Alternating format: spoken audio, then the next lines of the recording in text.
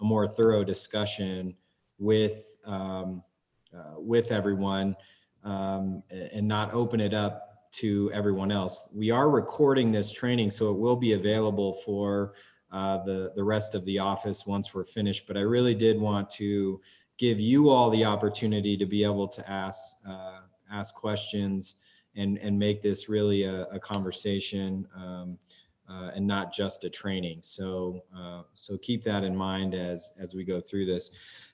Jennifer Isle has been doing victim advocacy work for many, many, many years. She was an advocate and worked in victim services before she went to law school. She worked as in the Denver Police Department's Victim Advocacy Unit, and then also worked for the Wings Foundation for 6 years prior to law school. Once she went to law school, she graduated from the University of Denver, the Sturm College of Law, and she graduated in 2008 and started doing domestic relation cases for a time. She then went to the Rocky Mountain Children's Law Center and was there for, I think, 5 years. Is that correct? Doing work doing work on behalf of that center. And then after that came to Project Safeguard. And if you don't know, Project Safeguard has a permanent presence in the Rose Andom Center. They have 2 legal advocates that are there, that are staffed there full time. And they've been doing legal advocacy work for many years with victim advocates in Project Safeguard.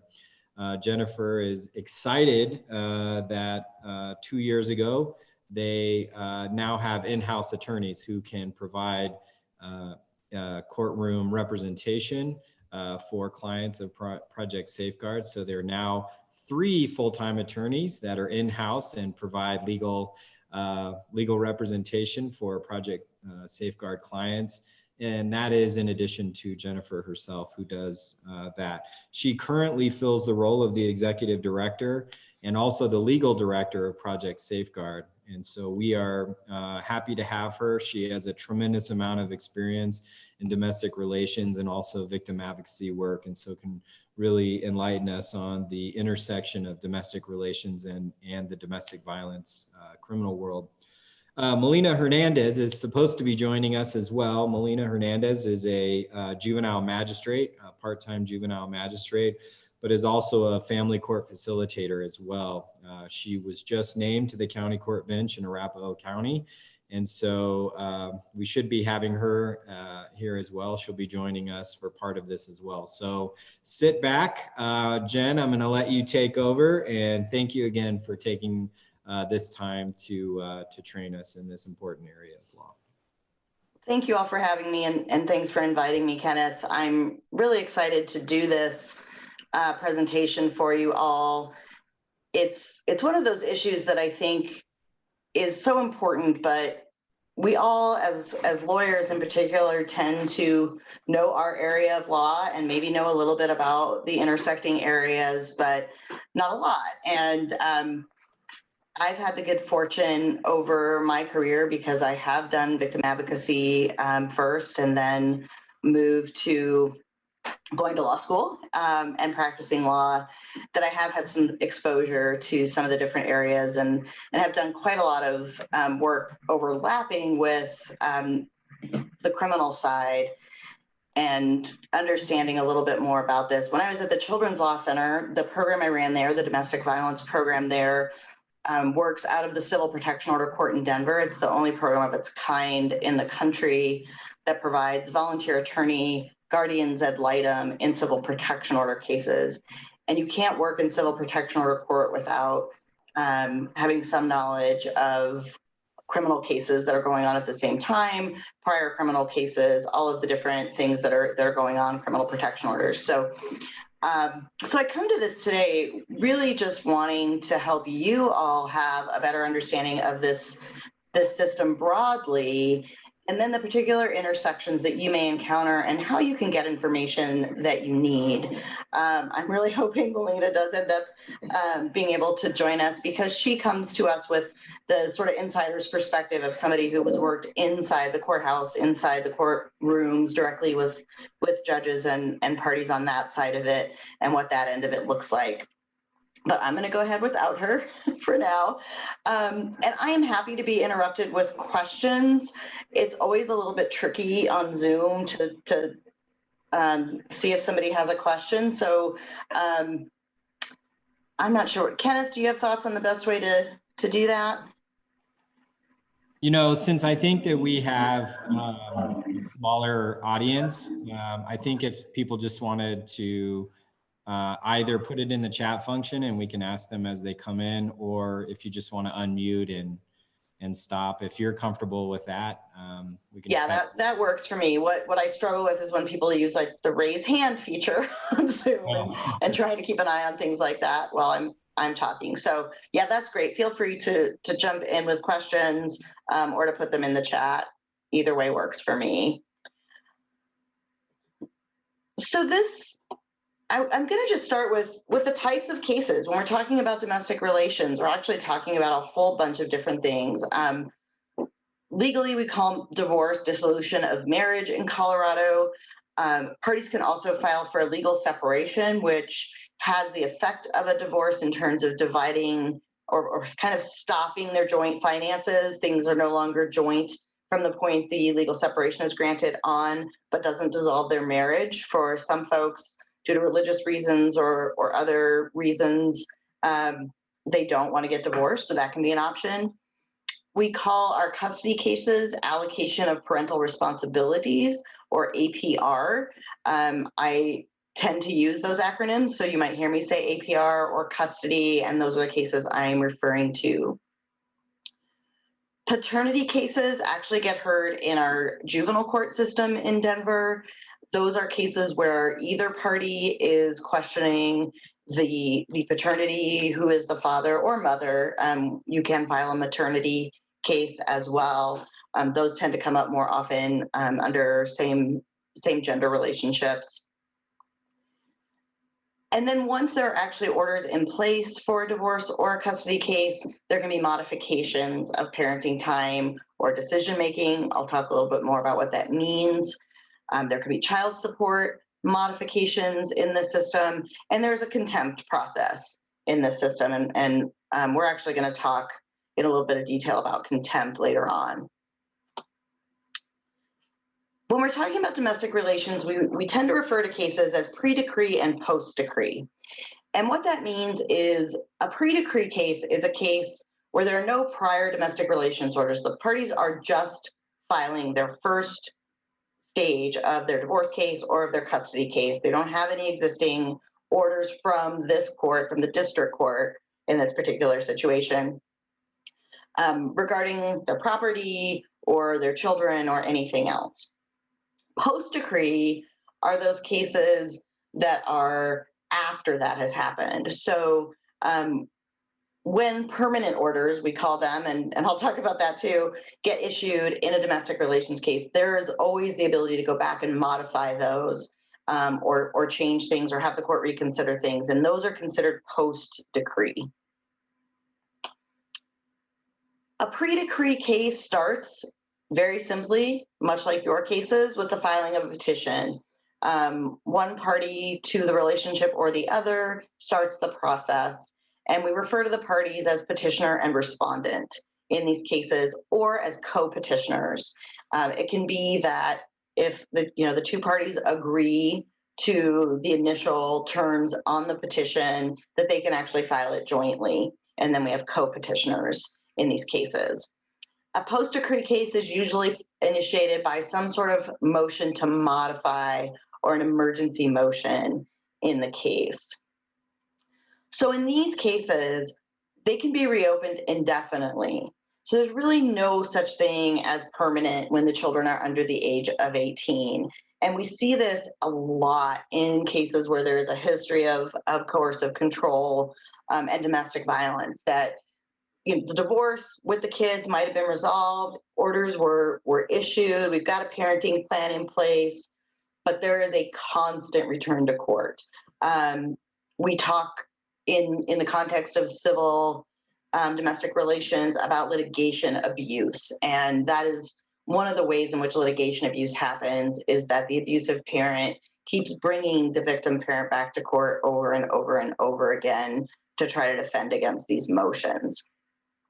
So it makes it very difficult for a victim when they've got a child with the abuser to kind of ever get peace in these domestic relations cases. It can go on and on and on. So why should you know about this? I think you know the answers to these, but these are some of the things that occur to me. These cases frequently coincide with criminal cases involving domestic violence. And whether those are cases that go forward or not, it is very common that the calling of law enforcement, the involvement of prosecutors, prompts one of the parties to file. And it can be either party. I wouldn't say that there is any sort of, at least anecdotally, obvious situation. Sometimes it will be the victim who says, okay, I'm done with this, I'm going to go file for divorce now. Or it's the abuser who says, oh, you're going to call the police and have me thrown in jail, I'm going to divorce you. That can go both ways. The vast majority, and I think the last data we have, and it's been pretty consistent for really all of the time I've been practicing in this arena, about 85% of cases, domestic relations cases, have no attorneys involved at all. Neither party is represented by an attorney. And that makes these cases really unique and really difficult for a victim. So that, again, is one of the things that I think is important for all of you to know, that attorneys just aren't available for a lot of these parties in these cases. In order for someone to get legal services from one of the organizations that gets legal services funding, like Colorado Legal Services or the Justice and Mercy Legal Aid Center, it has to be a pre-decree case. They have to have children and been victims of domestic violence, and they have to be at a certain degree above the poverty line. So a very small number of folks actually qualify to have representation from those programs. And at the same time, it's a much larger number than those programs can possibly serve. Then the Rocky Mountain Victim Law Center provides some services in the post-decree arena. As Kenneth mentioned, Project Safeguard provides some representation in both pre-decree and post-decree, but there are not enough attorneys providing pro bono services, free legal services of any kind to meet the need for victims of domestic violence who are navigating this system. So my hope is that you all, the prosecutors and the advocates, can help victims navigate the system a little bit better and achieve better results and increase their safety by having a basic understanding. And like I already said, this system is really just made for abusers to continue to use their controlling and coercive behavior and abuse post-separation. And they're usually able to avoid any sort of criminal or other consequences because they're just using the legal system.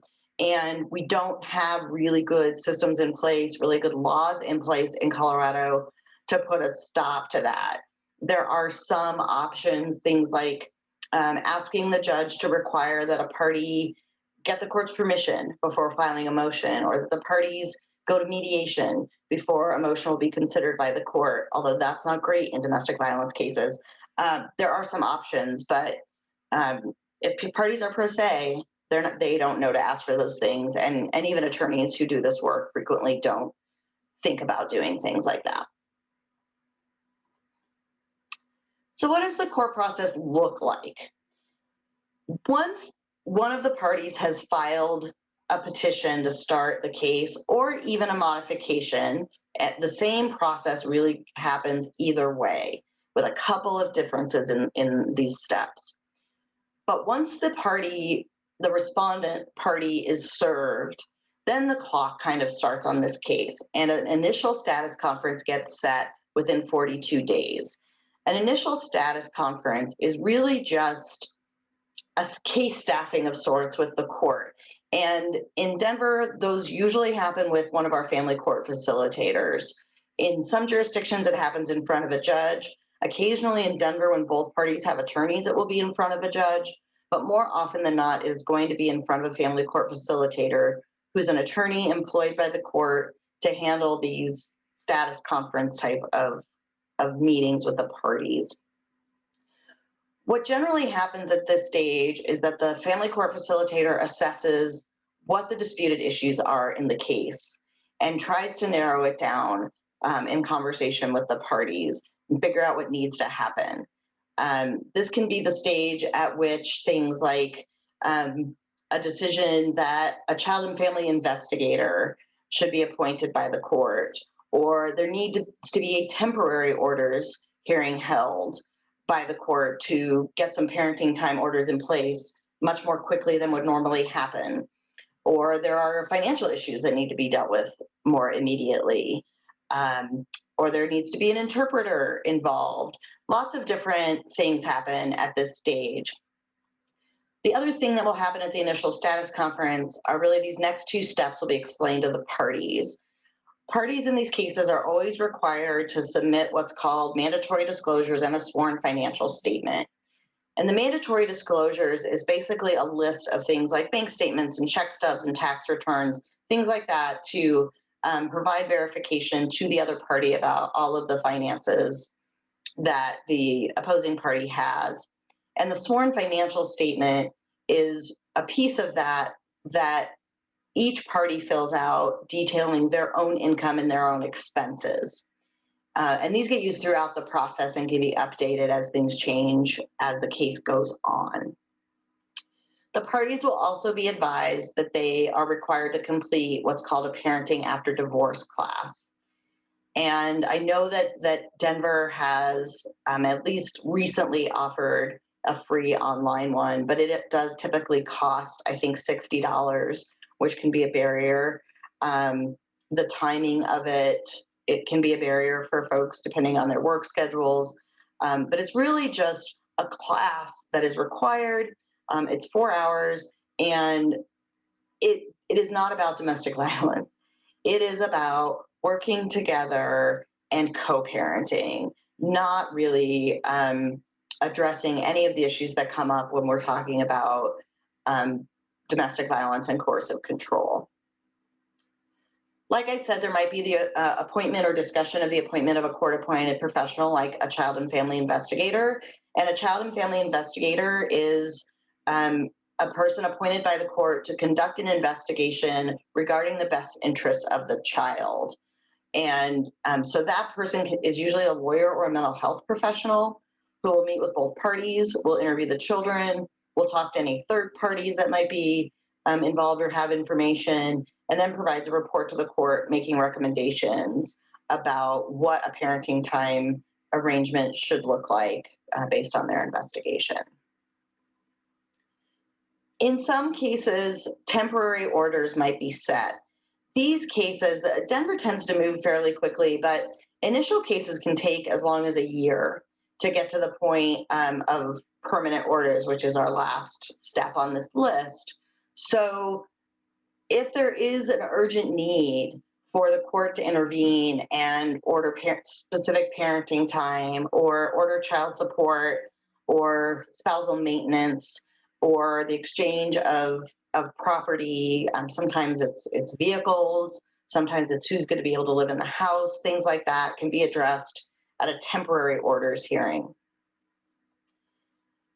If there's a temporary orders hearing, a permanent orders hearing date is usually set at that point. If there isn't, and the family court facilitator feels like they've got enough information at the initial status conference to have a timeline outlined as to when it makes sense to do a permanent orders hearing, then that date might be set then. Again, Denver's really good about getting these dates set fairly early on in the process. Other jurisdictions can have cases hanging out there for months and months, and sometimes up to a year. Arapahoe and Douglas are particularly difficult in this arena, where they might not have a permanent orders hearing set for a year or more. So parties can be in this limbo state for a really long time. I did just get a text from Melina that she just got off the bench and will be joining us in a couple minutes. Mediation is ordered in every case, and that order is usually going to come out of the initial status conference as well. There is a statute in Colorado that allows victims of domestic violence to file a motion with the court and request to have mediation waived. Those aren't always granted. It depends on the judge. There's not a lot of consistency around that. And it's not always what the survivor wants. So it's been interesting for me to actually learn over the last couple of years how often a survivor does want to go to mediation. And it might be shuttle mediation, so they're not in the same room with the abuser, but they want to try to work some things out and not have to go through this entire court process. So mediation is always ordered, but doesn't always occur. Discovery looks a whole lot different in these civil cases than it does in your criminal cases. There is a specific rule of civil procedure to domestic relations cases, Rule 16.2, that dictates how discovery happens in these cases. And there can be interrogatories, there can be depositions, all of those things happen. But those are not typical in the average case. Those are things that are going to happen when there are two attorneys involved and there's a lot of money at stake, a lot of property, things like that. And then the final step in any of these processes is permanent orders. And that is an evidentiary hearing that results in the court issuing orders. And those orders are going to address any assets or debts that the parties have. It's going to address maintenance, which is what we call alimony. It's going to address child support.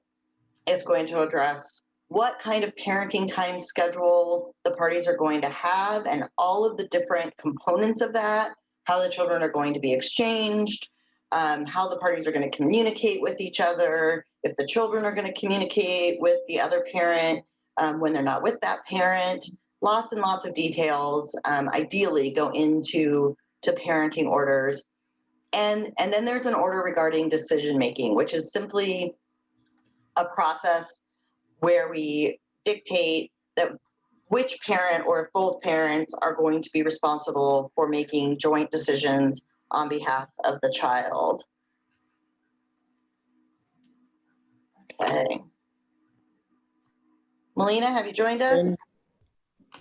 Yes, I'm here. I'm sorry, folks. Thank you, Jen, for taking the lead on this. I got stuck. Thank you. Of course, you were on the bench. We understand. I'm glad you're here. Yeah, this crowd understands getting stuck in there for sure. Okay. Right. Yeah, Susie. Jen, I have a quick question for you. At where are we seeing protection orders put in place in that process? If you can tell us a little bit about that. Sure, that's a great question, Kenneth. So there's a lot, and there's actually no one answer to that. They can be filed at the same time that the petition is filed, and that's not unusual. Somebody can file their divorce case and their protection order at that exact same time, and the protection order will get heard right away as part of their domestic relations case.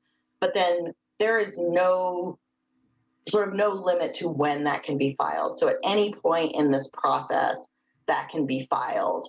It's pretty common for judicial officers, when one is filed during the case, to continue it to permanent orders and then actually hear the permanent protection order hearing at the same time as the permanent orders hearing, as long as that is within the 1 year limitation for continuing a temporary protection order. Melina, do you want to add anything to that? The only thing that I might add is that in Denver, we do get some complications when somebody wants to get a protection order and they're married but doesn't necessarily want to file for divorce, then sometimes those protection orders can end up in county court downstairs, which requires, if the case does, if then the petitioner of the protection order later goes upstairs to file a petition for allocation of parental responsibilities or a petition for divorce, consolidation can cause problems because we have to make sure that we combine the cases without letting the return on protection order hearing from the county court lapse. If I didn't explain that well enough, I'm happy to go back and touch on that again. So I guess what I really wanted to point out about what Jen said is that it's possible that the protection order could even start outside of the domestic relations court. And then we have other deadlines we need to be aware of so we don't inadvertently have that protection order lapse. And is there special provision or special statutes in the domestic relations statutes concerning protection orders, or are the requests for a protection order under the civil protection order statutes? Is that what you're operating under? My understanding is that we're always only using Title 13. Is that what your experience is, Jen? Yeah, that's right. So Title 13 protection orders are heard in every level of court in Colorado. So that can be filed in juvenile court, in the process of a dependency neglect case, in any of these cases we're talking about. Every civil protection order is under Title 13. And I'll just add to what Melina said about consolidation. So that's a really good point. I'm so glad you brought that up, Melina.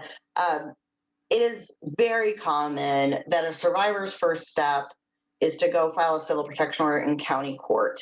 And we've created a statute that allows those cases to be continued, that temporary protection order to be continued for up to a year very intentionally, so that a survivor can make it the decision whether they want to go this route and get something permanent in place with regard to their children or with regard to their marriage.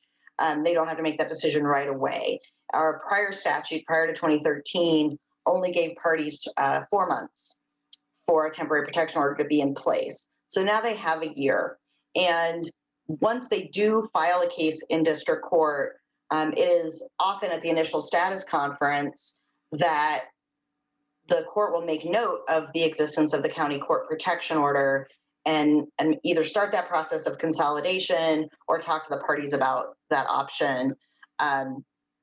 If there are attorneys involved, they can file a motion for consolidation. There's lots of different ways that can happen.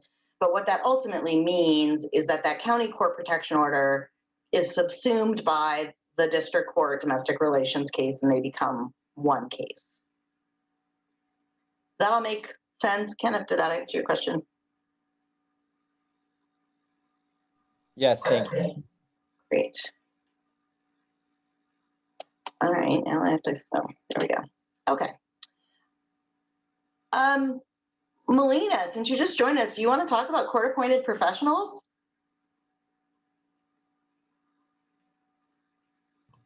I would be happy to, and I think it will be, my guilt will really get us far. So there are 4 kinds of court-appointed professionals, and sort of as you go down this list, they become less and less common. I think I'll probably sort of drive this point home over the course of these proceedings, but most litigants in Denver District Court are unrepresented.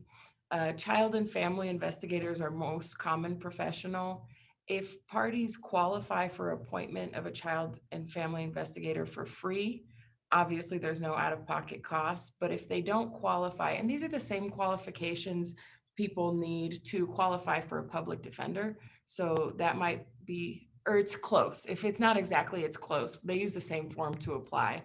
So that'll maybe give you an idea of how likely it is to have a child and family investigator appointed. If we know it's going to be free and we need that kind of information in a case, the judge will appoint a child and family investigator. I would say that happens in probably,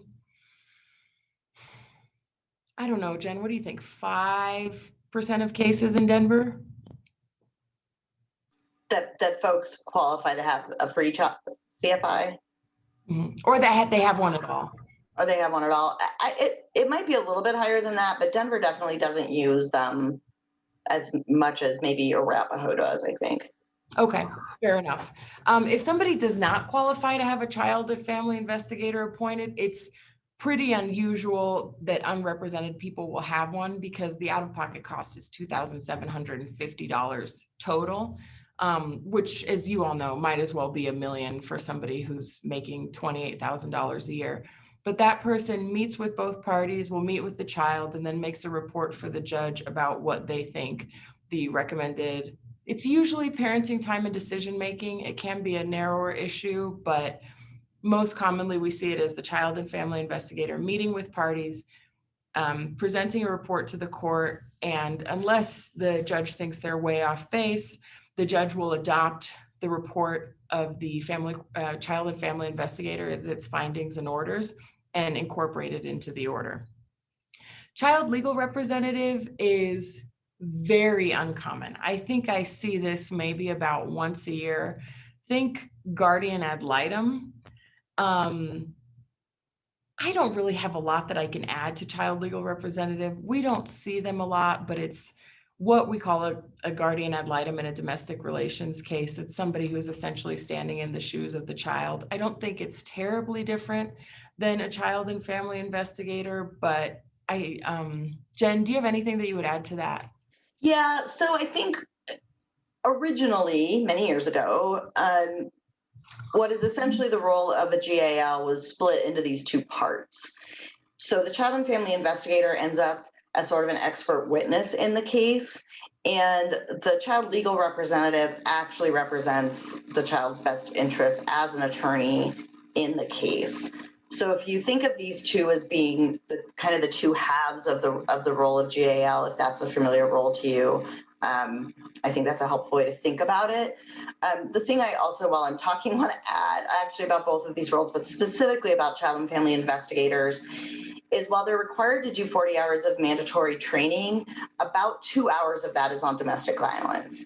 And so it is very common that a child and family investigator will be appointed and allegations of domestic violence will exist, and the child and family investigator will not have expertise in that area. That is really problematic. It's something we've been trying to figure out how to fix for a long time, but it is good to know, just to keep in mind that just because a child and family investigator is appointed when there's domestic violence doesn't mean they're going to have a deep understanding of it. That's a great point to add. I thought of something else when you said that. That guardians ad litem in juvenile court cases can often also be child and family investigators, which results in something pretty strange because in domestic relations cases, there's an idea that you really want to keep the children outside of the proceedings in the case. You don't want to involve them. You want to allow two trusted adults to make good decisions about them.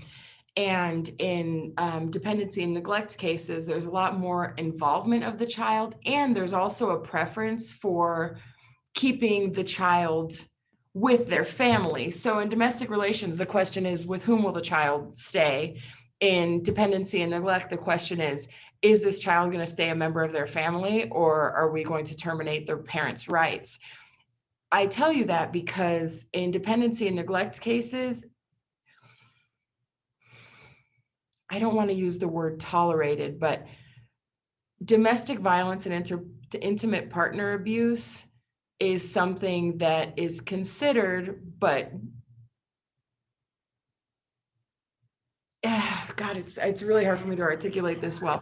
In domestic relations, if there's intimate partner abuse and you know you can leave the kid with a safe parent, this professional is going to request that the kid be left with this safe parent. If you have the same person making dependency and neglect decisions, there's a chance that they're more likely to be inclined to leave a child with a not so safe parent because the alternative is terminating that parent's parental rights. So it does seem like people who are guardians ad litem in dependency and neglect cases and child and family investigators in domestic relations cases have even less of an understanding of intimate partner abuse and the impact it can have on a kid. sometimes. Questions about that thing that I explained not as well as I would have liked to. Okay. I'll Brett- chime in on that, Melina, because I can't let that piece of it lie. I think that's a whole other training for one thing, but the difference between these two systems that I think is really important to understand, as Melina was pointing out, is that in dependency and neglect, the focus is on the child's safety, and what do we need to do to ensure the child's safety, and that can include removing the child from the parent's care and terminating parental rights. In these cases, the court has two people in front of them and is only considering, how do I address the children's best interest, given that these are the two parents that are before me? Okay, thank you. Thank you for tidying that up. The next expert is a parental responsibilities evaluator. I always think of these as a CFI++. They're a mental health professional. They can do mental health and substance abuse evaluations. And I think the cost helps you get an idea of it. So a child and family investigator is a little under $3,000. A parental responsibilities evaluator can be $6,000 to $10,000, but there have been parental responsibilities evaluations that were as expensive as $90,000. So this is somebody who is incredibly involved in the case, doing ongoing evaluation of both parents. This is unusual. Sometimes attorneys will use this as a sword to slow things down and use up resources and cause significant delay. Parental responsibilities evaluators are generally most appropriate in cases where there's significant violence, significant mental health issues, or significant substance abuse. It's a big hammer for a small nail in most of our cases, so it's not that common. The last court-appointed professional is a parenting coordinator and decision maker. And this is like you two married a third person who is deciding things that you can't decide because you don't have a tiebreaker, or you really just need somebody who is going to make decisions about, can they decide school, Jen? They can, right? They can, if that's in the court's order. Okay, so this is the person who's designated to make decisions for children when two parents have been at an impasse over and over and over. They'll potentially provide reports to the court if the case is open at the time. Otherwise, you can have a parenting coordinator once the case is closed. And that's just the person whose job it is to make decisions for your kids as ordered by the court, because the court was concerned that you wouldn't be able to do that on your own. Usually can be a child and family investigator or a family therapist. Any questions about that? And again, I'm just going to add this is an out-of-pocket cost for the parties. So this is ordered when you've got parties with money, just like a PRE, who can afford this. It's really inappropriate for there to be a parenting coordinator where there's domestic violence, because they're really intended to be kind of a mediator, an ongoing mediator of disputes between the parties. And when we've got coercive control going on, that's just not realistic. And it can be a real problem to end up with a parenting coordinator when there's been a history of coercive control. Thank you, Jen.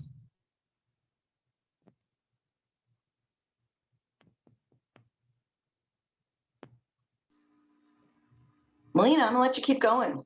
Okay. All right.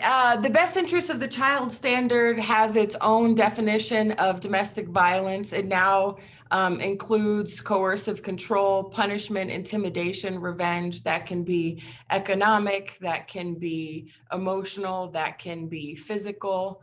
And I think that you all probably know this very well. The degree of domestic violence and intimate partner abuse training that a judicial officer has can greatly impact how they read this statute. So this is just another thing that they will keep in mind. If an attorney has a criminal law background before they become a judge, it Generally, it seems like they are used to the criminal definition of the statute. I don't know how this differs very much, but I think this is intentionally pretty broad on purpose. So I will give you a moment to read it. Sorry, didn't mean to talk over you. It's okay. I was just going to give them a minute to read it because I don't think anybody is paying me to read slides for them, and I don't think anybody enjoys it. So take a moment to read it, and then Jen, you chime in, please.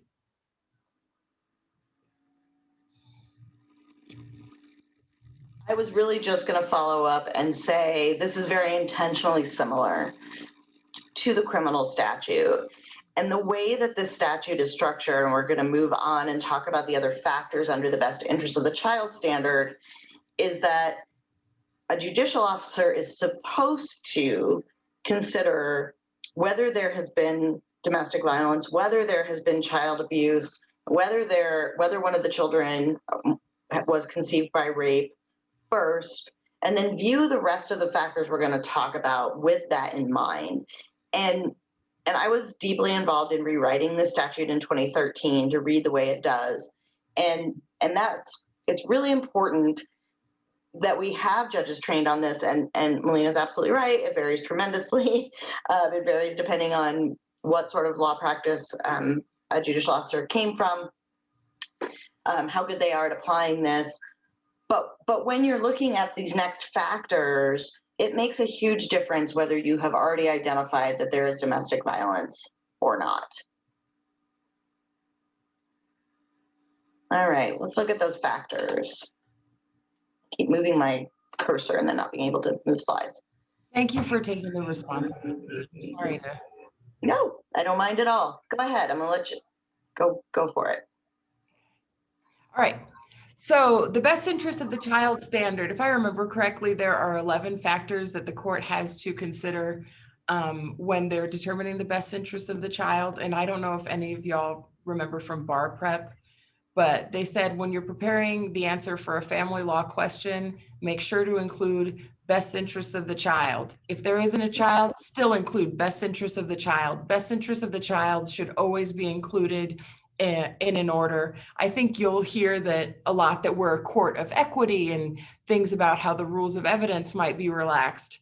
All I know for sure is that the best interest of the child is something that always has to be considered. And if you want to not be removed, just make sure you include the best interest of the child. And I do that as a magistrate often. So I'll go through these quickly. I will read a little bit. The court considers the wishes of the parent, the child, if sufficiently mature. I think a lot of people think that there's an age at which a child is sufficiently mature. There's nothing fixed under the law.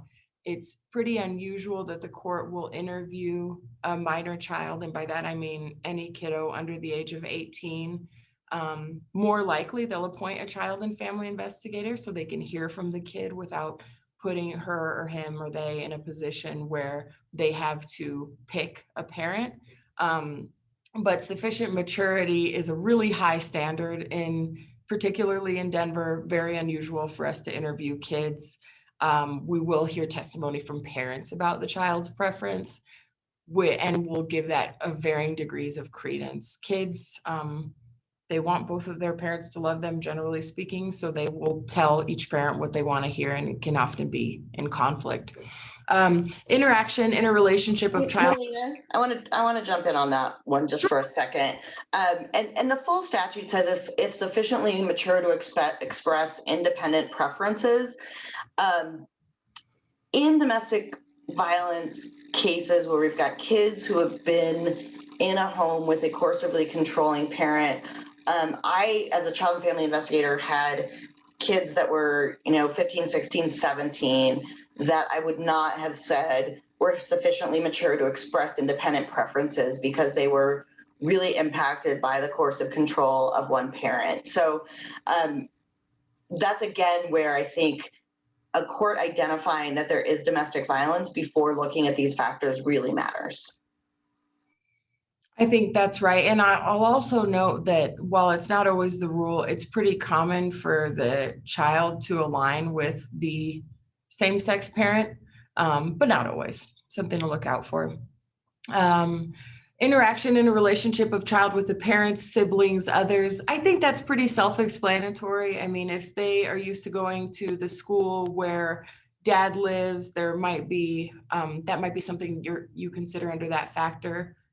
And the next factor, child's adjustment to home, school, community, mental and physical health of all individuals, disability can't be used. I think, are we good on this, Jen? I think these are self-explanatory. Yep, I'm good. Ability of the parties. This is a big one. Ability of Yeah. the parties to encourage the sharing of love, affection, and contact between the child and the other party. In my role as a court facilitator, this is probably the factor that I'm driving on the most. I'll say the judge is going to look at which of you can nurture a relationship with the other parent in the most healthy way. Obviously, in domestic violence cases, this is difficult and not always appropriate. But if oftentimes in our cases, one parent will try to withhold parenting time from the other, improperly restrict the other person's parenting time. And a lot of times I'll have to tell them, before you do that, file a motion so that the judge can determine whether you're doing it appropriately or not. Because if it's not condoned or approved by the court, it can end up that the parent who is thinking that they're being protected or protective is actually making it so that they're going to limit their parenting time in the future. And this slide is actually missing a part of this factor that does say domestic violence. If a parent is being protective because of domestic violence, that is not to be held against them. But often parties that are appearing in these courts, I mean, we're doing this whole presentation talking about domestic violence, but the truth is that many victims have been told either by attorneys or friends or family members not to bring up the domestic violence, not to talk about the domestic violence. So like Melina said, if they are withholding the child from the other parent, their intentions are for safety, but they're not disclosing the reasons for their safety concerns to the court, this factor can really trip folks up. Agreed. Whether the past pattern of involvement of the parties with the child reflects a system of values, time, commitment, and mutual support. I won't spend too much time on that one. Physical proximity of the parties as it relates to parenting time, that does matter. You can move from you both being in Denver to one of you being in Southeast Aurora and the other one being in Netherlands, and now you have a parenting time problem because you can't do exchanges so easily. And let's see. Okay. Whether one of the parties has been a perpetrator of child abuse or neglect to be supported by credible evidence. You probably deal with that more than we do. That's more common in a dependency and neglect case. Whether one of the parties has been a perpetrator of domestic violence to be supported by a preponderance of the evidence. Again, this could vary a lot depending on the judicial officer, also depending on what kind of testimony the survivor is giving. I think, well, you all know, it just depends on the day. It depends on whether a survivor is focused on food, water, shelter, or just wants to do well at work, or is really focused on the abuse that they've endured. The testimony can vary greatly. I've been in these protection order hearings with pro se parties where the survivor gives 2 minutes of testimony and her motion for a protection order is absolutely horrifying. So outcomes can vary greatly, and preponderance of the evidence, it's not a really high standard. So I think legitimate protection orders get denied a lot in domestic relations court because it's hard to present your case. And if instead of a judge saying, I would say good judges in domestic relations say things like, okay, so I have to decide whether I should give you this protection order or not. And in order to decide that, I need to know what's going on. And I have to believe that it's more likely than not that it's happening. I think that judicial officers have an opportunity to grow when they say, present your evidence to the court. I think unrepresented litigants think that means that they have to have proof, photograph, pictures, witnesses, etc. And most of these determinations are made based on testimony. And that can be all it is. The court can even say, I already heard your testimony and your motion for a protection order. I don't need any more testimony regarding this 10th factor. What would you like to add, Jen? I agree with that. And I think as legal advocates and attorneys for survivors, that is one of the things that we often have to remind survivors is that your testimony is evidence. That is what the court needs to hear. I just want to say that just because I feel like I have to, this is the old statute. So number 9 and 10 are actually at the top and are the things that the court has to consider first and make those decisions and then go through the rest of these. So it is a little out of order, but the end result is the same. Okay. The ability of each party to place the child's needs ahead of their own, that's huge in intimate partner abuse cases, obviously. Litigation abuse is something that comes up a lot, multiple pleadings. In fact, this is an interesting stat-ish. 90 to 95% of domestic relations cases are filed by women.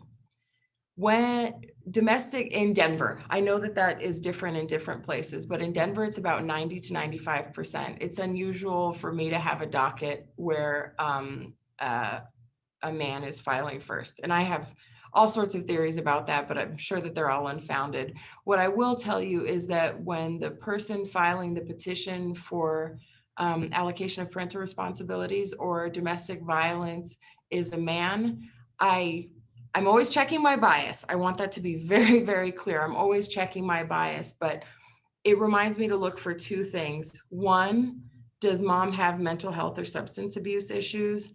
And 2, is this a race to the courthouse case filed by a perpetrator of domestic violence? I'm not saying that it always is. I'm saying that it more often is one of those 2 things. So that might be something that's helpful for you to at least be aware of who filed the petition for allocation of parental responsibilities or dissolution of marriage and what that might mean. That's all I have to say about that. Yeah, this is my favorite factor to really nail down domestic violence with, I think. Because what we often see, what is often a deciding like, oh, yep, this is clearly domestic violence when we're dealing with these cases, is the person who's been the perpetrator is usually advocating for things like, I want the child 50% of the time, mostly because I want to punish mom. So using this system, asking for things that are not at all about the child, but are about the coercive control. And we get to use this factor really expansively to demonstrate to the court how the domestic violence is impacting the child and how the abuser is using their coercive control in this process. Absolutely. All right, emergency motions to restrict parenting time. I'll start this and hand it off to you. So these are those typically post-decree motions. They generally have to be filed when there are already some sort of orders in place regarding the child, and different courts respond to that differently. And so I'm going to let Melina explain how Denver does it. But typically, this is a situation where there is a parenting order in place, and one of the parents believes that the child is in imminent physical or emotional danger if they go spend time with the other parent. So this process looks a lot like a civil protection order, with a couple of exceptions. As soon as it is filed, the other parent's parenting time is restricted and must be supervised until the court either denies this motion or holds a hearing. So the immediate filing of this can have the effect of cutting off parenting time, and it can be used coercively as well as protectively. And then the court, if the court believes that there is a preponderance of the evidence, the motion presents that the child is in imminent physical or emotional danger and parenting time needs to be restricted, a hearing has to be held, and this is again an outdated slide, sorry, in 14 days. And that was changed to make it a little more consistent with the protection order statute, and because 7 days to pull together evidence and actually be able to present a motion to restrict wasn't enough time. Melina, go for it. That I just wanted to let everybody know, that's why I was looking away. I was pretty sure it was 14 days, but I didn't want to. And I'm sorry I missed that when we reviewed the slides, Jen. I Missed it too.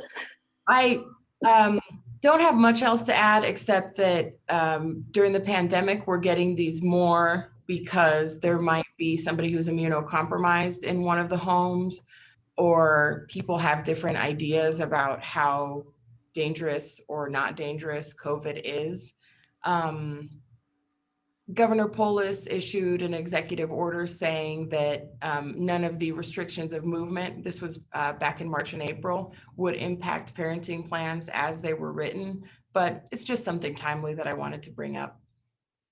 Yeah. And I keep saying any questions to dead air, which I do the exact same thing to presenters. Please don't feel bad about that.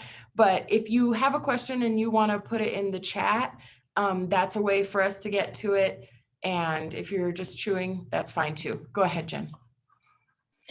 Yeah, I think the only thing I want to add on motions to restrict is how they can play out. So if a hearing is held within 14 days, then the court is going to issue orders at that point, either to restrict parenting time and make other findings and change the parenting time schedule. It might be dismissed at that time if the filing party didn't make their case, or the court can actually choose to say, okay, I don't find imminent danger, but I'm going to treat this as a motion to modify parenting time and set a future hearing date, or even appoint a CFI to investigate what's going on here.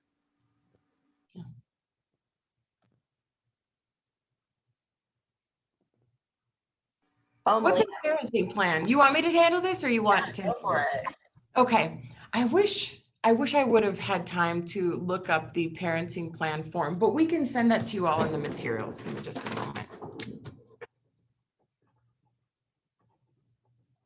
All right, we'll send an email to you, Mr. Boyd, after this so that you can see what a parenting plan can look like. But in some, I'll just tell people that it identifies all the legal issues about which a judge has to make orders in a case. In Colorado, we no longer use the word custody. We use the word parenting time, which can make things difficult for any of your litigants who have passports or who are non-citizens who are trying to travel with children. So that's something that I'll make a note of to avoid going on too much of a bird walk. But a parenting plan first will identify parenting time, and a good one will say the times and days of the week that the child is with each parent. I'll tell folks, if you reach an agreement to do something different, that's fine. We would never know about it. But if you don't have an agreement, this is the court order that will be enforced. Obviously, when there's intimate partner abuse, there's limited communication between parties, sometimes ordered by the court. Or if there isn't limited communication between parties ordered by the court, it can cause a lot of problems to be constantly communicating and negotiating parenting time ad hoc. The second part is decision-making responsibility, and that's who decides where the children go to school, where the children go to the doctor, what their religious upbringing is. The options for that are either joint or solely allocated to one person. We certainly see it where maybe one person's responsible for deciding where the child goes to school, and another person is responsible for deciding where the child goes to the doctor. A lot of judges will do that if there's a lot of conflict about decision-making. Under the statute, joint decision-making responsibility can't be allocated to two parties when there has been a showing by a preponderance of the evidence that there has been domestic violence. So in that case, decision-making responsibility most often goes to the survivor. I don't think I've ever seen it go to the alleged perpetrator. A Child support is a part of a parenting time order. And again, that's based on parties' income and expenses for the children and the amount of time they each spend with the child. And then there will be other provisions in there to say about travel,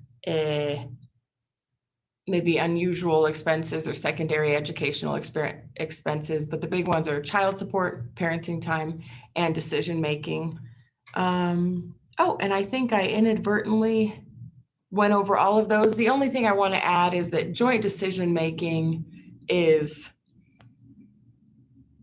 can be messy, because if one person wants to do A and the other person wants to do B, you can't send the kid half to one school and half to the other school. So often when there's a conflict about joint decision-making, the court will have a motion, will hear a motion to modify decision-making and then allocate decision-making to one of the two parties eventually. What else? So one of the things I will just add here is that when there is a protection order in place, that messes with all of this. So a parenting plan in a case where there is a protection order in place is going to have to take into account the provisions of the protection order. So oftentimes, communication between the parties might have to be through an app, and the one that is used most often is called Talking Parents. And that is web-based, and there's a phone app where the parties communicate essentially by email, but they can't go back and change or delete things. It's really made for litigation purposes, but can be a good tool to hold a party accountable if they are using it abusively. And usually orders in these cases will say something like, the parties can communicate through Talking Parents only with regard to the child, to try to really put some parameters around what that looks like and keep the protection order provisions in place. If the parties do have money, there are some parenting communication apps that will actually measure for tone and language, etc. So are you sure you want to send that? Because you just called him a whatever. And I think it's an effective tool. I think that would be the absolute worst, emotionally exhausting job to have to read the communications between these parents. But I just thought that was interesting. So I brought it up. That is interesting. And I will say that oftentimes when we are getting requests for modifications to parenting time or changes to temporary orders that's going towards permanent orders, the evidence that comes from these apps is usually what we're being given. We're usually seeing, like, here are all the places where, you know, he's talking about the child in a way to continue to be abusive towards me. And we'll take that. We've had those cases filed as violations of a protection order, and we've gotten contempt on those cases as well.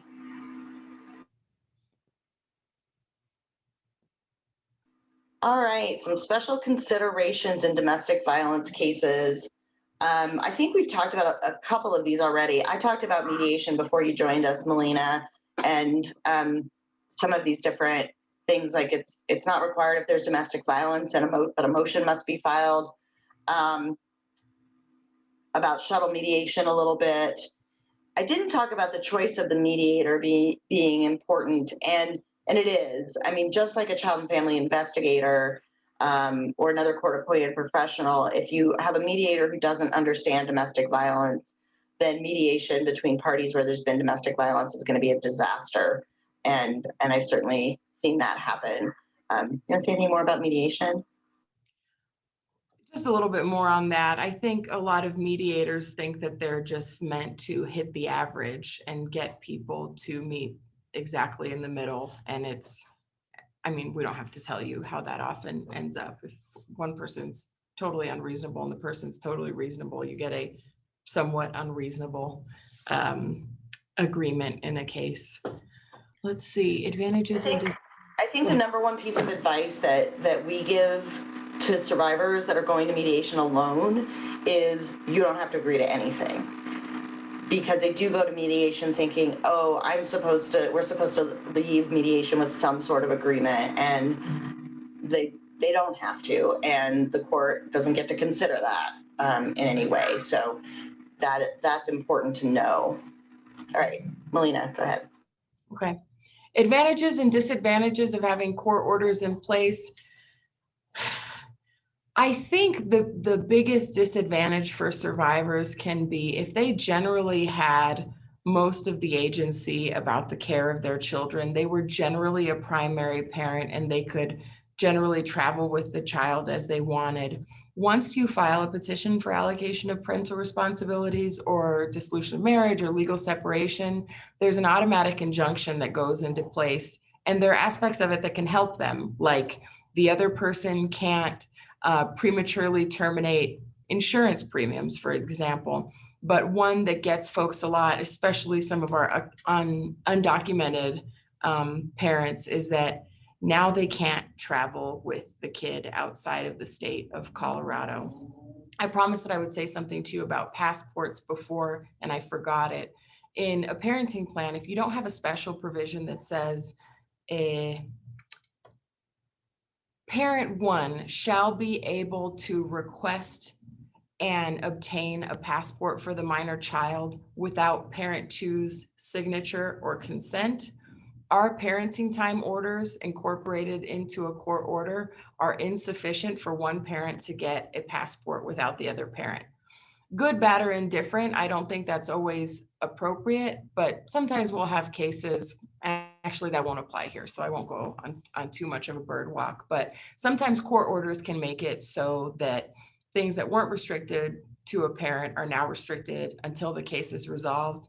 And just to give you an idea, in Denver, we're looking at resolving cases now, especially in light of the pandemic, between 5 to 9 months from when the petition is filed. So it could be a significant amount of time, especially if a litigant has an ailing family member that they want to go visit or take care of. It's going to be hard for them to get into court or take their kid with them. I'm getting a lot of calls lately of, I need to go to X place for a funeral, and I need to be able to take my kid. And I say, you can file an emergency motion, but it's likely to not be treated as an emergency. And it's probably more likely that you have to leave your kiddo with somebody who will care for them while you do the traveling. So that's one I can think of off the top of my head. Anything else you can think of for advantages and disadvantages? Yeah, the other big thing, and it really is follows what Melina was talking about, the restriction on leaving the state. We often talk to survivors who want to leave the state and take the kids, and whether it's hide from their abuser or it's go move where they have family support, that they should probably do that first. That if they move first and then file, or let the other party file, they can move and have that taken into consideration. The big disadvantage of moving without filing, if the other party knows where to find you, is that they can file a case and then that restriction goes into place and the court is going to order that survivor to come back to Colorado, or at least bring the children. They can't actually order the survivor back to Colorado. The court only can order that the children be returned to Colorado. So there's a lot of things to navigate around whether or not to file when we have a survivor who wants to leave the state for various reasons.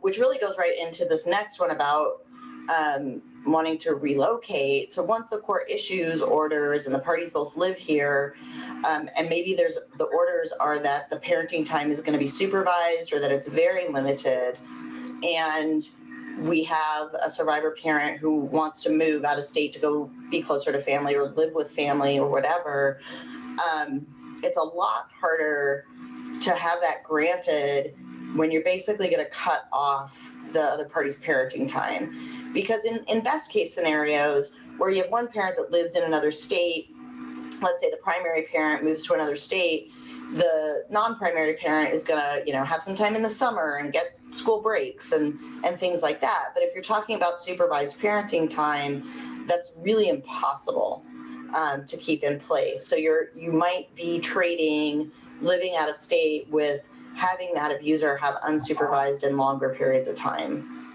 with the child. Go ahead.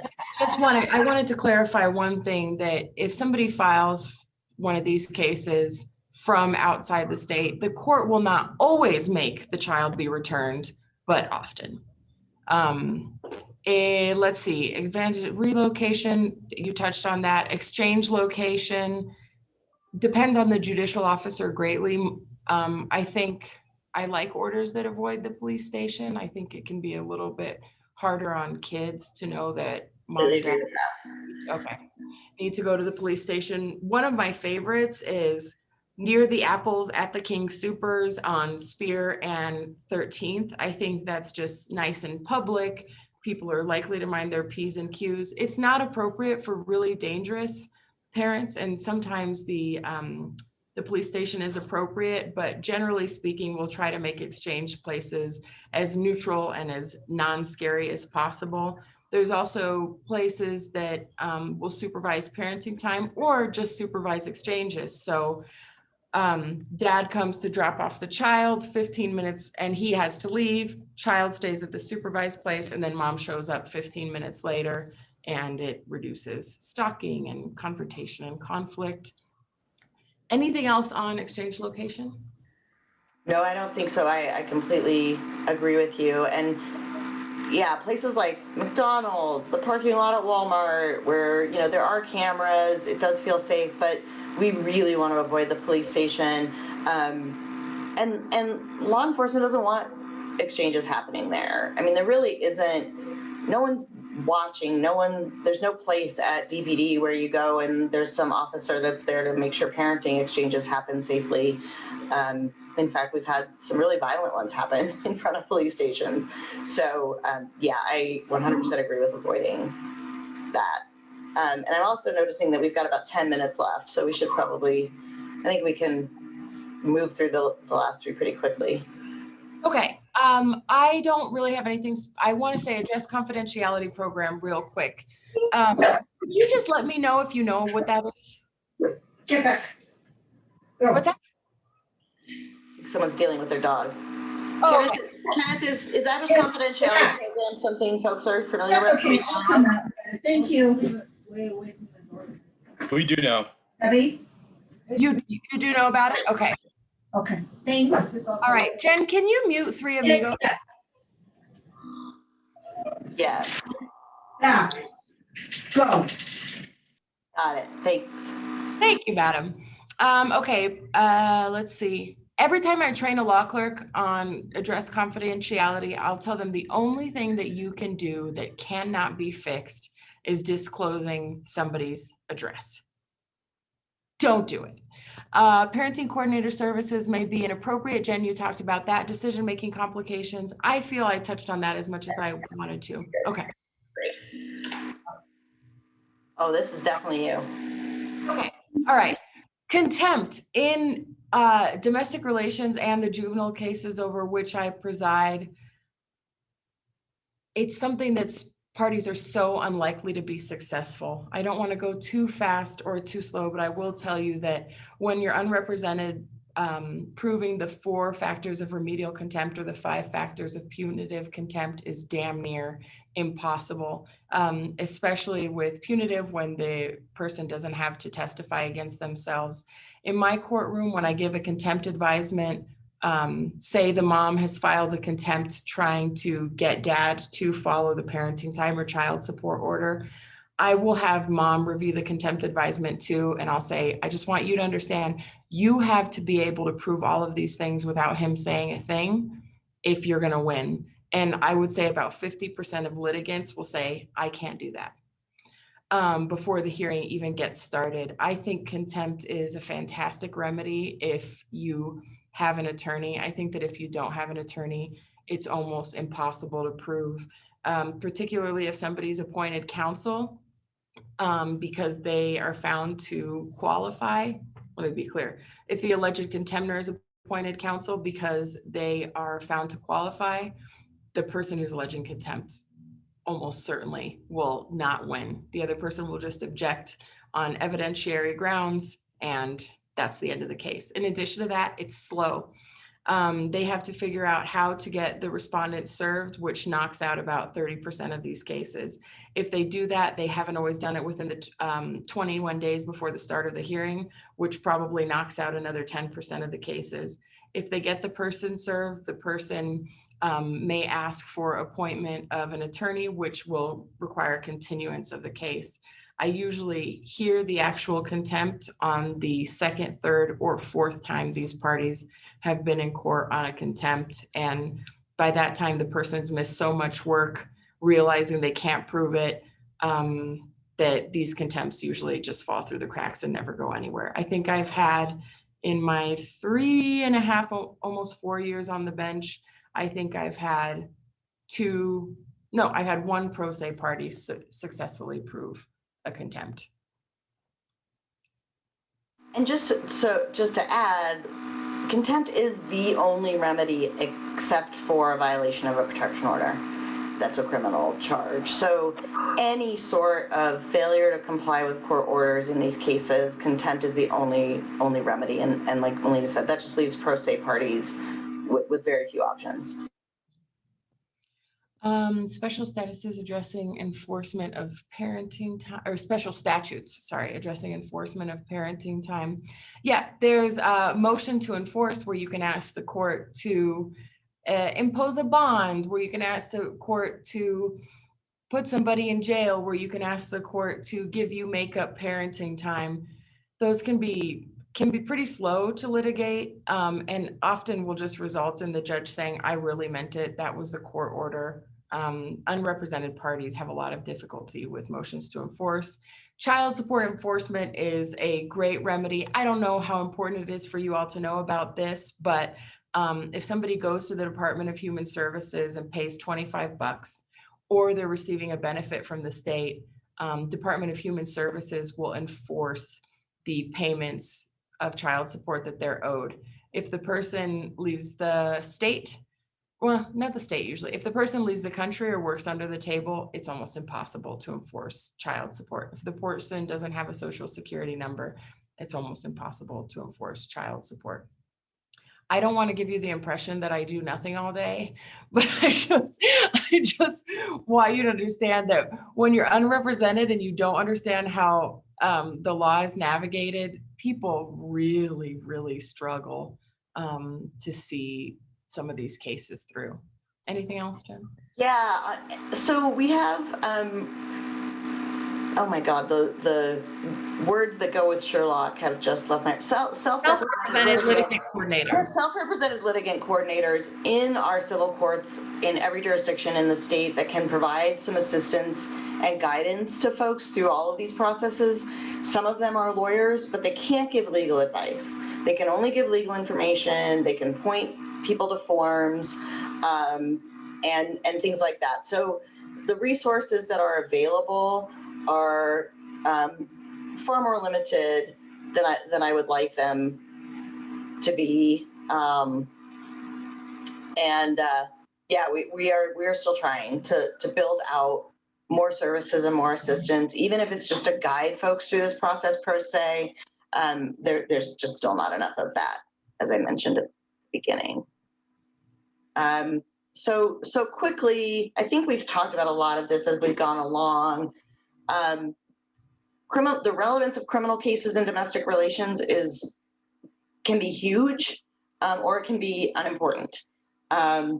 And of course, a police report is hearsay.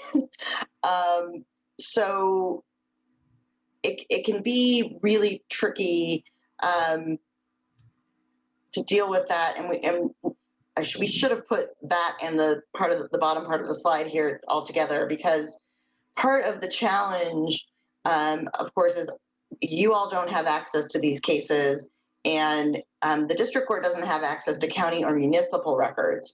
So if there is a county court case, a Denver GS case, or a case from another jurisdiction at those levels, the judges in district court can't see any of that, and that can make it really difficult. So it's super important for parties to have access to all of that information and be able to provide it to the court. And Melina, I'm going to let you jump off from there. Okay, let's see. Lack of access to court information, you covered that. So protection orders, I think the one thing that I really want to drive home is that having a civil protection order and a mandatory restraining order can be really important. What I know from speaking with parties and speaking with your colleagues is that mandatory restraining order can go away at any time. So we try to make sure that, you know, my colleagues are trained on the fact that having an MRO and a CPO can be really useful. Conflicting orders, and I think this is where we have the most opportunity to build bridges, and I would love follow-up from any of you. My email address is going to be on the last slide. I'm sure you can guess it. It's just melina.hernandez@judicial.state.co.us. Just very simple. And it's not going to change. What's that? And it's not going to change. And it's not going to change. But if you want to know how things are handled generally, I could put you all in touch with a family court facilitator in Denver, and you two could just have some sort of a lifeline. My dream would be to have a sheet that either one of us gives the other. Maybe it's just the minute order that we're giving the other person, so that a survivor can go to the district attorney or the victim's advocate or the family court facilitator and say, here's what happened in my hearing 2 days ago. Will you make sure that the protection order that is entered today doesn't conflict with this?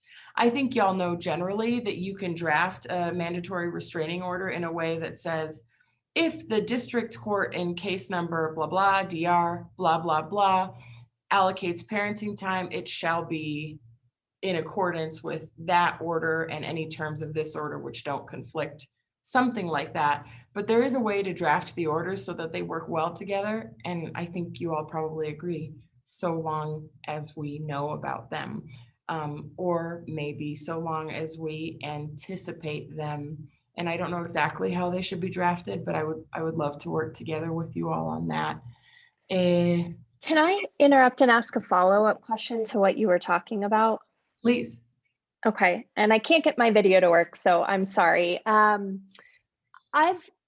noticed kind of the converse in that a lot of times defense attorneys come in on our pending DV cases and say that the domestic relations court has modified their protection order to allow contact. And so therefore we don't want conflicting POs, so let's modify it here. It has been my experience that the judges seem to think from the criminal docket that the DR court knows best.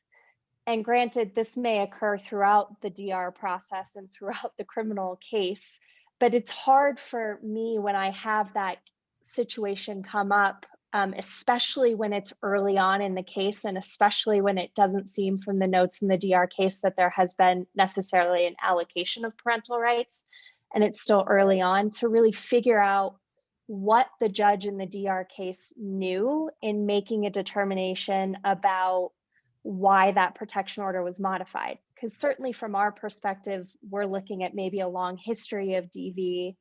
And so if they're attempting to use the child, from as a method of coercion, we get really hung up because the criminal judges seem to give a lot of deference to the DR court. And so do you have any suggestions or input that you can provide to us where we can find more information in order to see what the DR court was using to make that decision? Is it just that you're looking at the best interests of the child throughout the entire pendency of the DR proceedings? Or I'm kind of rambling, but I'm hoping that I'm making sense. No, I don't think you're rambling at all. And I think that you are making a lot of sense. I mean, we entered a protection order in a case in 2019. And at that time, dad was clean and he had a new girlfriend. So mom and dad were able to work things out and there wasn't a ton of conflict. Fast forward to a year later, maybe dad's in your courtroom because he's high on meth, has been incredibly violent, and is really dangerous. Should a brand new protection order defer to an existing protection order? I mean, I would say it's absolutely ad hoc, but I would never be the one to tell you that, no, the domestic relations court always knows best and you should always draft your protection orders in a way that's different. If you have the most recent information, I think that you're doing your job if a protection order conflicts with the domestic relations order, and the protection order in the criminal case will trump ours.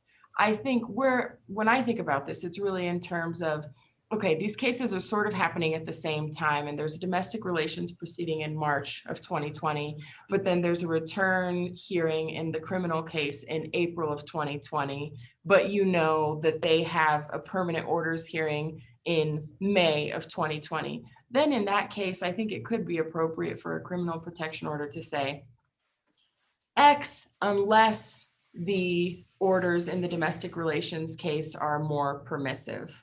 I see that there's a note in the chat. Did I answer your question, or is there something that I missed, Victoria? No, that was helpful. Thanks, Melina. So while Melina's reading that, I'm going to say too that oftentimes what happens in the civil court, whether it's a county court or it's in the district court on a civil protection order, especially if there's maybe an attorney for the respondent, is that survivors are agreeing to things that they think they're supposed to, because those cases look so different than the criminal court protection order situation. And I have definitely seen survivors be told that they need to go and get the criminal protection order modified to allow parenting time, when that isn't really something that they want. So I think if someone's coming to you and saying, we need to have this modified, you go about the process you would go about it no matter what, regardless of the DR court's involvement. You assess what the survivor safety and the information that you have about the case, and decide whether or not that modification is appropriate. All right. And we have a question from Bree. You faded out all of a sudden, Melina. At least I'm having trouble hearing you. How about now? No?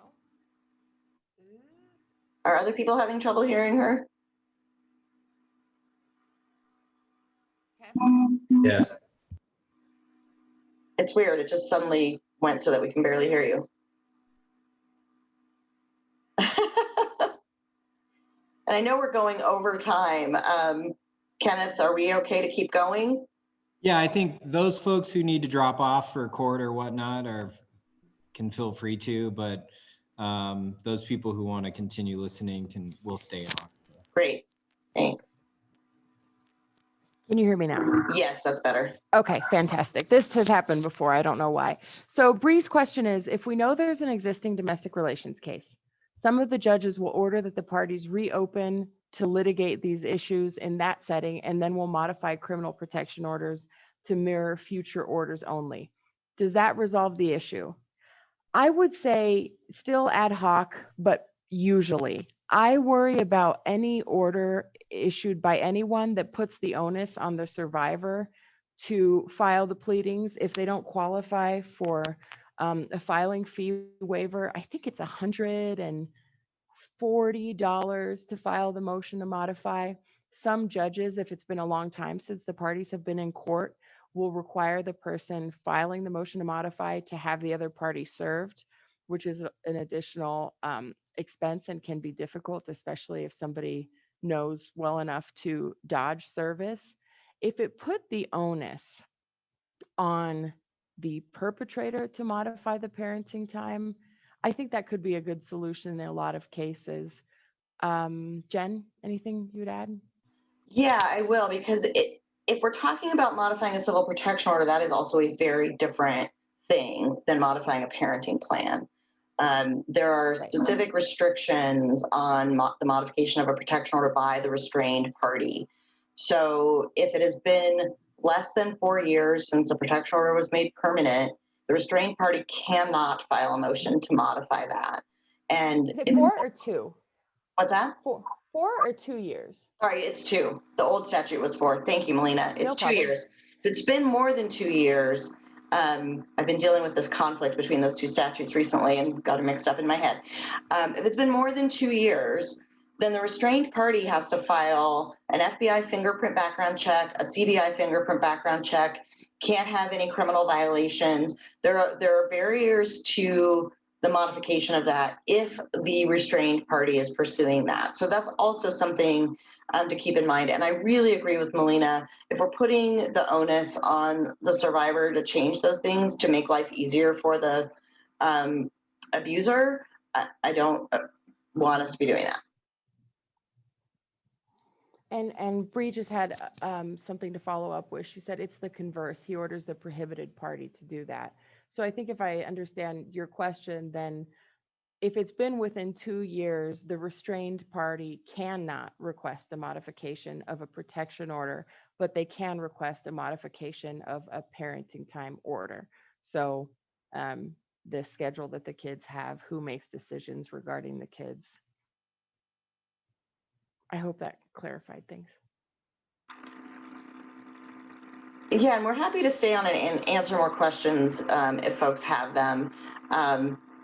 But we did want to give you this little nugget of information if you aren't familiar with the family law information that's available on the state court's website. It's extensive and it's awesome. There are instructions for filing all of these cases that are really helpful if you want to understand this process better. You can also ask parties to show you things, like a case management order, which is issued by the court at the beginning of a case that lays out all of the deadlines and all of the procedures and kind of how things are going to go. I'm just, yes, we will definitely share the PowerPoint. In fact, yes, we will make sure that the PowerPoint's available and the recording of this will also be sent over to Kenneth to share with you all. Okay, I guess we did have one. We have the one more slide about some suggestions that Melina talked about a little bit already. But in terms of thinking about how to better know what's going on in the DR case, how the survivor can better inform the DR court of what's going on in your case, I think any documentation you're able to provide, an extra copy of the criminal protection order can be really helpful. And then asking survivors and your defendants, frankly, if they happen to have them, for documents that they have about their DR cases, including minute orders, hearing dates, things like that can be really helpful. We run into a ton of issues around pro se parties, and I would say in particular pro se defendants, understanding the implications of having an open civil case while they have a pending criminal case. I know it is not your job to tell the defendant what his constitutional rights are. That's defense attorney's job. But helping pro se parties, the victims in your case, understand how that might play out can also be really helpful. Melina, you want to add to that? I do. I think the thing that I would love to drive home is that I really do mean it when I say if there's anything the family court facilitators in Denver Domestic Relations Court can do to just increase communications, if it sounds like we've done something absurd or why would you do that, or you told the litigant A would happen, but then B happened, my dream would just be to get emails from you, not about specific cases, but hey, how long are these things taking? Or I have a litigant here and I know she has to set a status conference. What does that look like? Even in my new job, if you send me questions about domestic relations, I'll refer you to my colleagues who really do want to help people. And the family court facilitators are a great asset. We're not exactly social workers, but we have a lot more information about how the cases proceed, what the law is, how a typical case goes than the self-represented litigant center will have. So maybe you can refer people to the self-represented litigant center, but also say, hey, talk to your family court facilitator, make sure he or she knows what's going on. But if you all just wanted to email me anytime something sounds weird or you have a question, I will do everything I can to make it make sense on both of our sides. So that offer is extended indefinitely. And I'll add from my position at Project Safeguard, if you're working with a survivor who's not connected with Project Safeguard and you think might benefit from our services, definitely feel free to email me directly and you'll have my contact information. Or I think you all know how to reach our advocates at the Rosandum Center and connect folks with them. For our legal services, we do require that that survivors work with our advocates first and then get referred for legal services. So that's also something we can offer.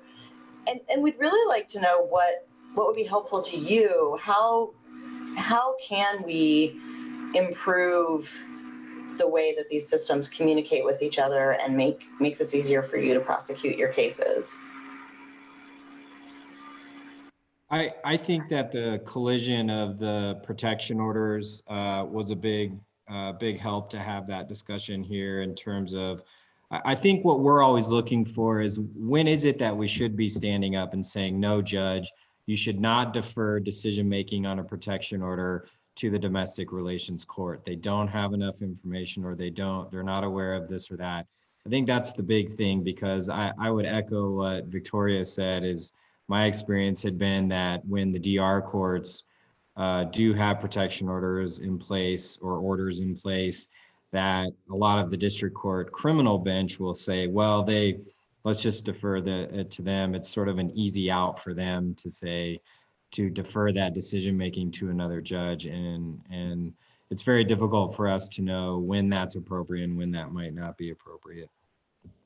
And I will say that I remember when that was not so often the case. And we, as family court facilitators and judicial officers in domestic relations, pushed back because the court would enter a protection order on Monday, and then on Thursday, the criminal court would enter a mandatory restraining order that basically negated that 3-hour hearing. So I think it's a dance, and that's never what you want to hear in one of these trainings, obviously, but you're right. And I think passage of time is a huge part of whether there should be deference or not, but also, yeah, representation and attorneys, but mostly passage of time. How soon can we resolve this? How soon can we make the conflict right? And if we're not going to be able to because we're putting the onus on somebody who can't do it, it's just something to be cognizant of. So we don't have an answer. We just have more information for you and hopefully at least a contact for you.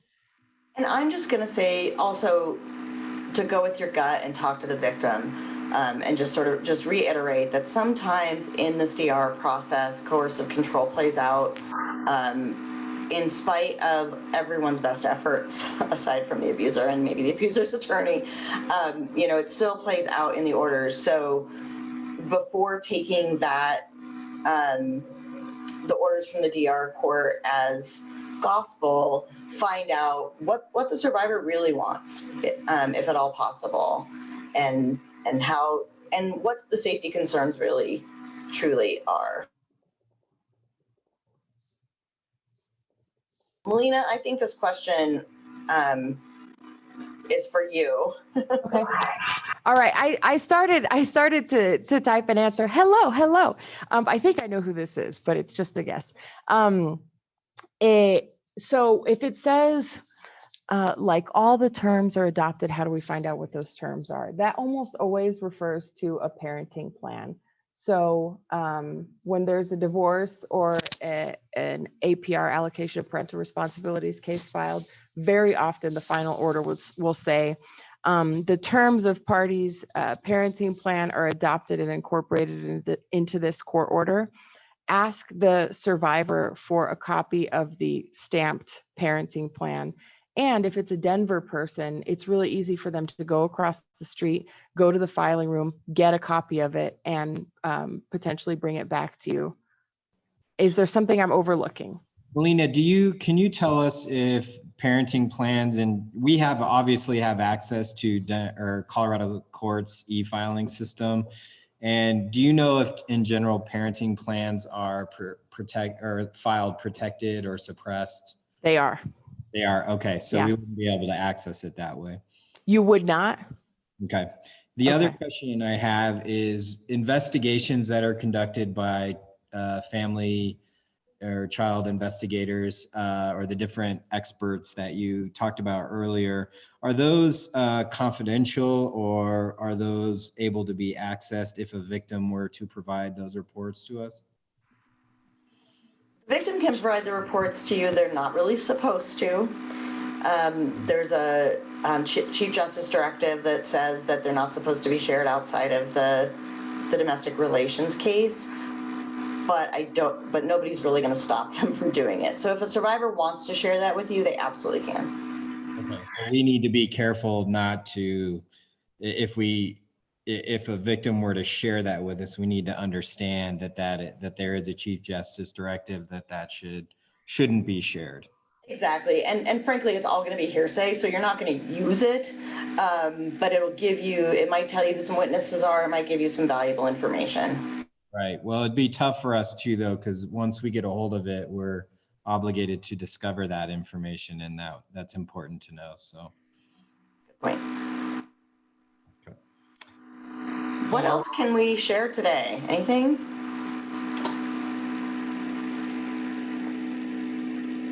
If there's not any more questions, Jen is available. Here's the contact information for Jen and for Melina. For those of you who've been around our office a long time, may remember Melina from her time as an intern with our office, and we want to extend our congratulations to your appointment to the bench. Congratulations to you. I know a lot of people are upset you're leaving Denver. So congratulations. And Jen is around. I can certainly help facilitate contact with Jen if you are in a pinch and need something. But we really do want to say thank you very much. I think the information was incredibly helpful and valuable for us to know, even when we're just trying to navigate a minute order to figure out what's going on and where the process is.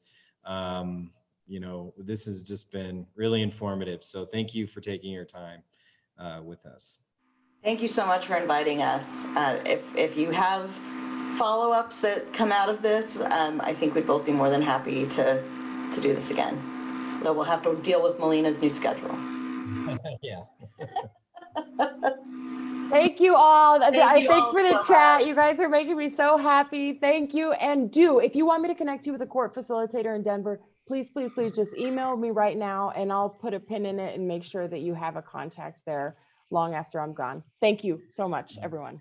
And Jen, you can email me the PowerPoint and I'll distribute that, and then the copy of the video I'll give. I will send you both of those, and then Melina, you wanted to send a parenting plan too, so we'll get that sent over to you so you can share it with everybody as well. Thanks so much, everybody. Have a great day. Thank you. Bye.